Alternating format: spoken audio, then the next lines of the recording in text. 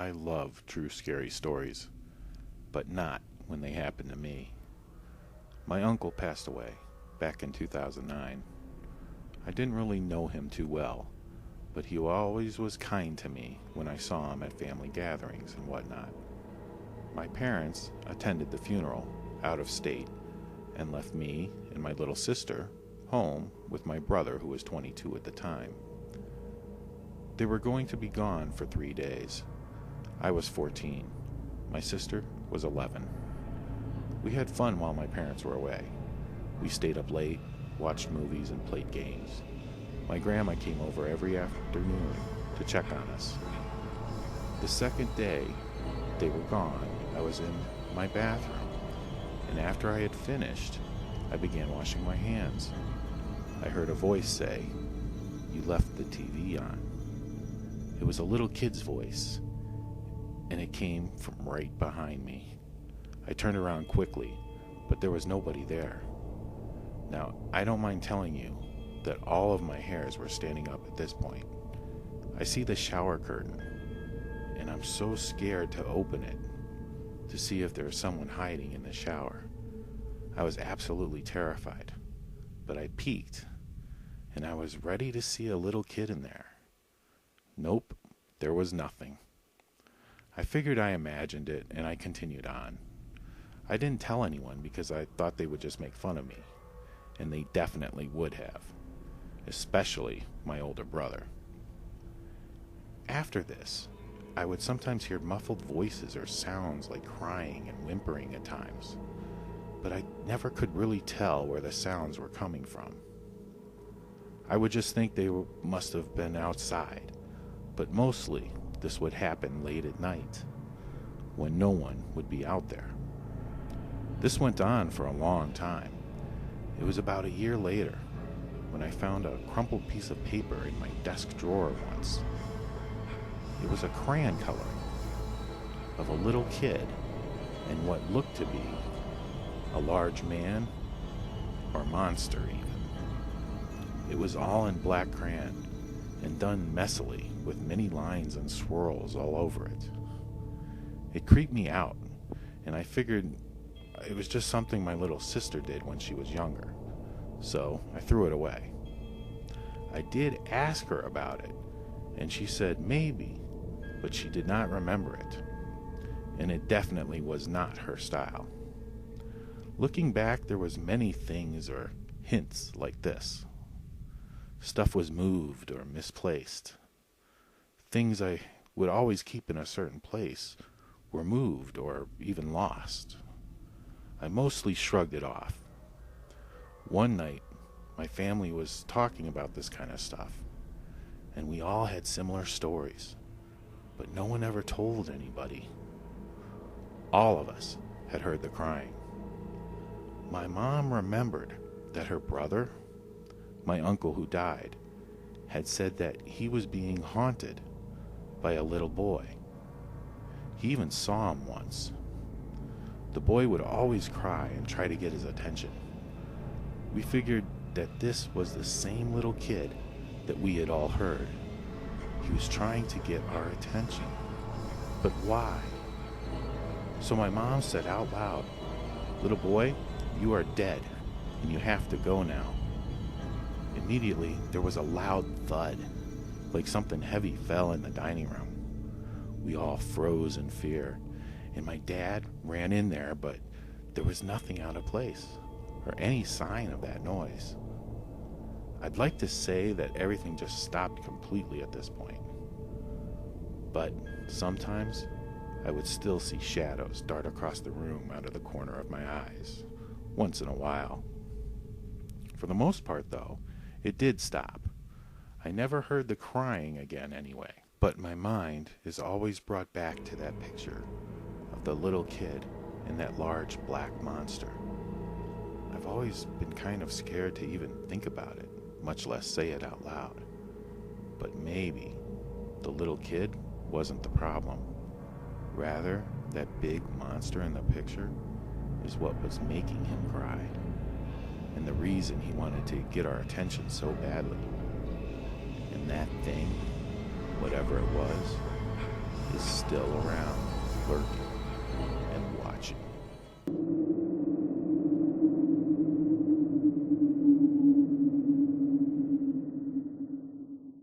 I am a professional man, and I have a true scary story to tell. I have trouble sleeping, so I decided to try out these YouTube videos that are supposed to help you get a good night's sleep. They're mostly twirling circles of light and calming sounds. Some have an additional benefit built in, like happiness or making money or losing weight. All sorts of things are promised. The science, or more truthfully, the pseudoscience of these claims, explains that these sounds are supposed to target a point in your subconscious mind, or something like that. I didn't buy the idea, but I did think that the calming sounds might help me sleep throughout the night. First time I tried it, the video seemingly worked well. I slept through the night and I woke fresh and ready for my day. The next time I decided to try one of the suggestive videos. It promised more confidence. Right from the beginning, I thought something was off about this video, but I decided to give it a try anyway. As I slept, I began to have very vivid dreams. I was dreaming that someone entered my condo through the patio door. Later, I was able to determine that the intruder was an old woman. She was doing very random things. She would eat chips from the pantry and drank a glass of orange juice. She used the bathroom, and then she walked into my bedroom while I was still asleep. She stood there at my bed and watched me sleep for minutes before walking out of the house. All of this happened in my dream while I was still sleeping in my bed. I was sort of up in the corner of my bedroom watching this woman watching me sleep. I remember thinking, I hope she doesn't pull out a knife or something crazy like that. I knew I was dreaming, but still I was relieved when she finally left. Now here is the crazy part. When I woke up the following morning, I found the bag of chips on my kitchen counter and a used glass of orange juice by the sink. I knew for a fact I did not do this. My heart sank, but it gets even creepier.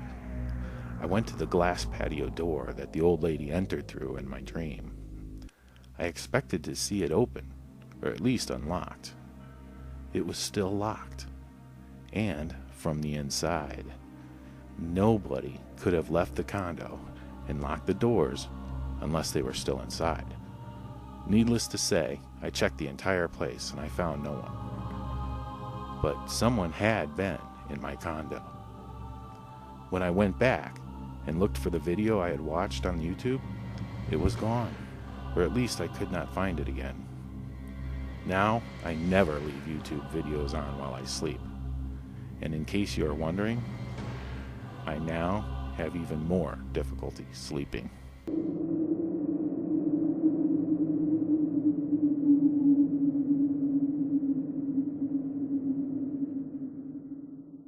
This true scary story happened to my mom.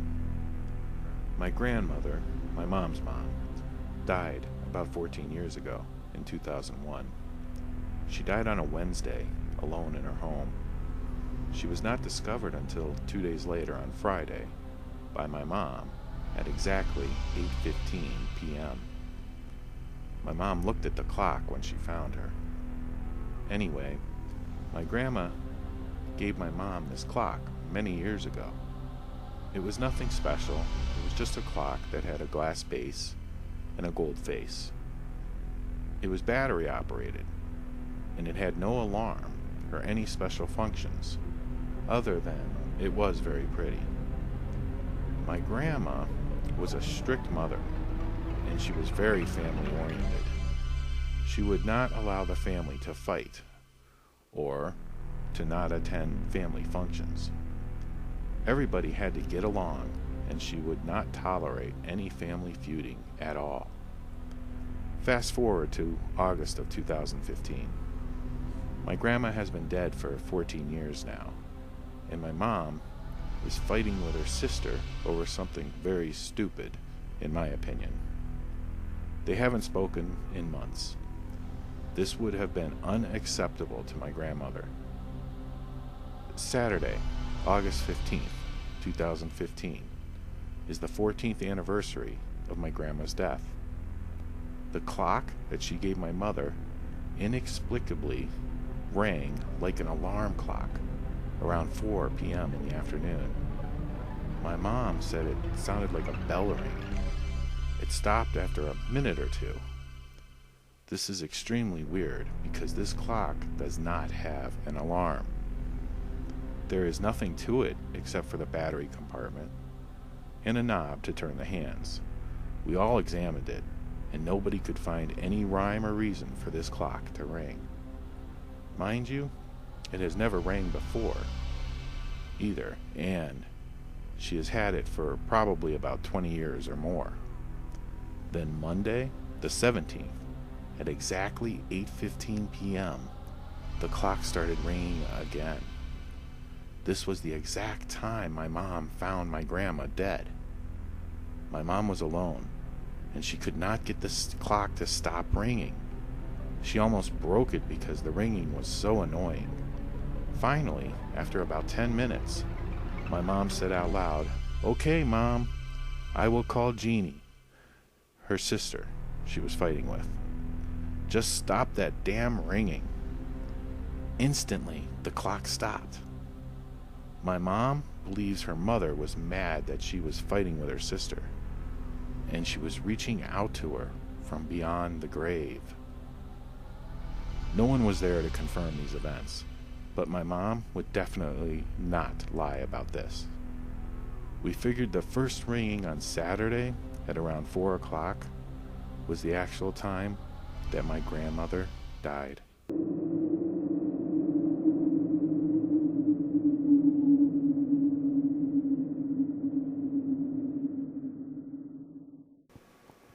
This is not my story. It is my friend's dad's story. It is really creepy once you realize who it is about. Back in the 1970s, my friend's dad was a teenager. He and his younger brother, my friend's uncle, were hitchhiking home from a fishing trip. Many people hitchhiked back then. They were in the northern suburbs of Chicago. A regular-looking guy picked them up. He looked to be a little plump and in his 40s or so. Once they were in the car, they realized this guy was kind of creepy. The things he was saying was making them uncomfortable. They were putting up with his remarks, but when he put his hand on my friend's uncle's knee, they drew the line. This freaked them out, and when the car stopped for a red light, they opened the car door and ran out. The creep did not chase them. This turned out to be a really good move. A few years later, my friend's dad saw a picture of a man in the Chicago newspaper. It was the same guy who picked them up years before. This guy would catch young boys and rape, torture, and murder them. They found 33 bodies of young boys buried around his house in crawl space. Oftentimes, the man would work as a clown for children's parties. The man who picked up my friend's dad was none other than the infamous John Wayne Gacy. If my friend's dad and brother did not jump out of that car a few years earlier, police may have found 35 bodies around that house instead of 33. And I would have one less friend today.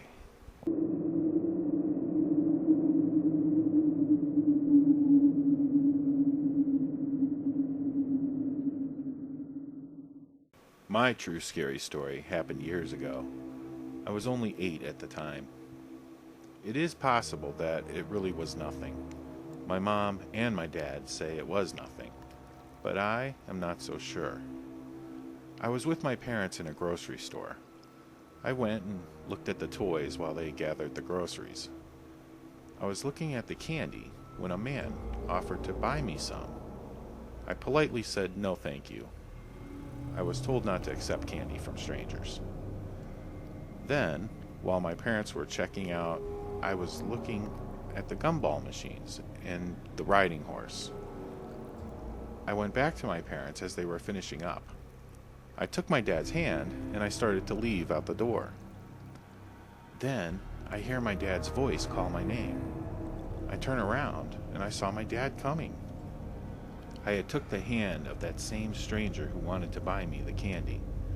He apologized to my father, and they just laughed at this man's mistake. I would have just walked out and left with this man if my dad was just a few seconds late in noticing I was gone. My parents say it was just a mistake, and he probably thought I was just one of his kids. As we left, I saw the guy in a white van with no windows. He did not have any children with him in the store. I still get the feeling that this guy was up to no good back then. But everyone else says that I am just being paranoid. Hello everybody. I hope you enjoyed this video. I just wanted to take a moment and give a big thank you to all of you who have been watching these videos, and especially to my subscribers. If you have been enjoying these videos, please hit that like button. Also, share the videos on social media.